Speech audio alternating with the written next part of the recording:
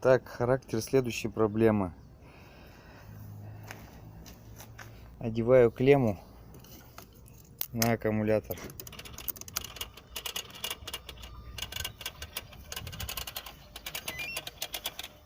Начинает двигаться заслонка, качать насос. Ну вот звук слышите, да?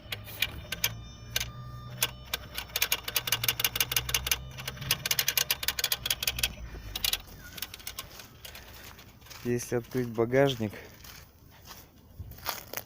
то данная проблема исчезает. Вот он еще качает. Ну все, перестал. То есть все нормализуется. Если опять же вновь закрыть багажник,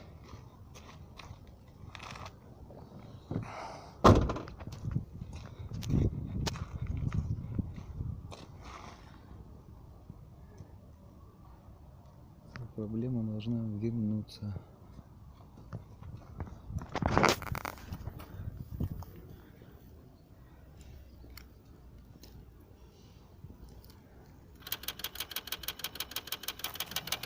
То есть о чем я и говорю.